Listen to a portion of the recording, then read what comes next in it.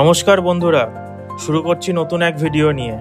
আমাদের নতুন এক জার্নি আর নতুন এক পথ চলা। আজকে আমাদের গন্তব্য হচ্ছে নর্থ বে আইল্যান্ড। আন্দামান এবং নিকোবর দ্বীপপুঞ্জের ক্যাপিটাল সিটি পোর্ট ব্লেয়ারের উত্তরে অবস্থিত এই নর্থ বে আইল্যান্ড। নর্থ বে আইল্যান্ড ওয়াটার স্পোর্টস অ্যাক্টিভিটিস আর নর্থ বে লাইট হাউসের জন্য বিখ্যাত, যেই লাইট হাউসের ছবি কিনা পুরনো 20 টাকা নোটের পিছনে দেখা যায়।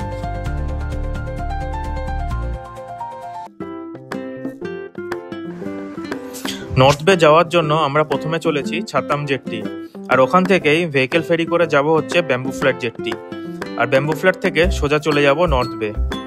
এই যে জায়গাটা আপনারা দেখছেন এটা হলো ছাতাম জেট্টি, আর ওই যে জাহাজটা আসছে ওটা করেই আমরা যাব bamboo flat Jaitley. Bamboo flat Jaitley যাওয়ার প্যাসেঞ্জার ফেয়ার হলো 15 টাকা, আর টু হুইলার ফেয়ার হলো 60 টাকা।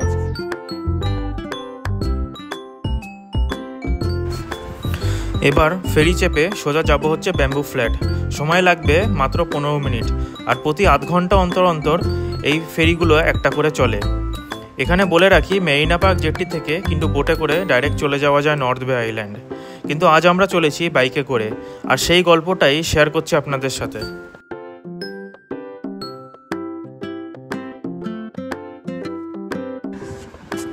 এখানে আমরা পৌঁছে গেছি ব্যাম্বু ফ্ল্যাট জেট্টি, আর এই ব্যাম্বু ফ্ল্যাট থেকে কিন্তু যেতে হয় মাউন্ট হ্যারিয়েট, যেটি কিনা আন্দামান এবং নিকোবর দ্বীপপুঞ্জের 3rd হাইয়েস্ট পিক, যার নাম বদলে এখন হয়েছে মাউন্ট মণিপুর।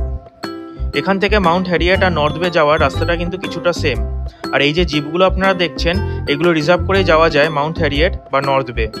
মাউন্ট হ্যারিয়েট যাওয়ার আপ ডাউন ভাড়া হচ্ছে 800 টাকা, আর নর্থ বে যাওয়ার আপ ডাউন ভাড়া হচ্ছে 1200 টাকা। আর আমরা এগিয়ে চলেছি আমাদের বাইকে চেপে।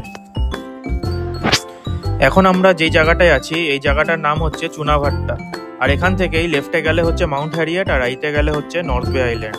আর আমরা রাইটটা নিয়ে চলেছি আমাদের গন্তব্যের উদ্দেশ্যে।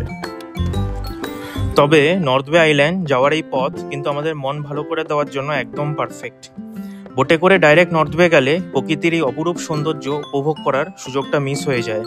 একদিকে যেমন নারকেল বাগান, অপরদিকে বে অফ বেঙ্গল, আর তারই মাঝে আমরা চলেছি বাইকে চেপে। সেই বিখ্যাত গানটা যেন আবারও মনে পড়ে গেল, এই পথ যদি না শেষ হয় তবে কেমন হতো তুমি বলো তো। নর্থ বে আইল্যান্ডের টুরিস্ট স্পটে কিন্তু আমরা এখন পৌঁছে গেছি। এখানে বাইক এবং গাড়ি দুটোই পার্ক করার জন্য খুব সুন্দর ব্যবস্থা রয়েছে। নর্থ বে আইল্যান্ডে স্কুবা ডাইভিং, স্নরকেলিং, কায়াকিং সব ধরনের ওয়াটার অ্যাক্টিভিটিস করা যায়। যেহেতু আমাদের সেদিন যেতে যেতে বিকেল হয়ে গেছিল, তাই আমরা সেদিন আর কোনো ওয়াটার অ্যাক্টিভিটিস করিনি।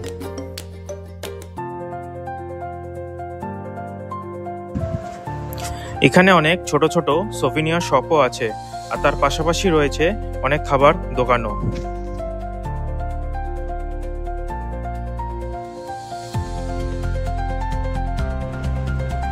বিচের ওখান থেকেই লাইট হাউস যাওয়ার জন্য আলাদা পথ করা রয়েছে, আর সেই পথ অনুসরণ করেই আমরা পৌঁছে গেলাম নর্থ বে লাইট হাউস।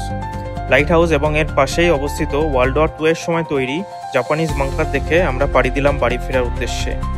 সেই লাইট হাউস এবং জাপানিজ বাংকারের কিছু ক্লিপস রইল আপনাদের জন্য।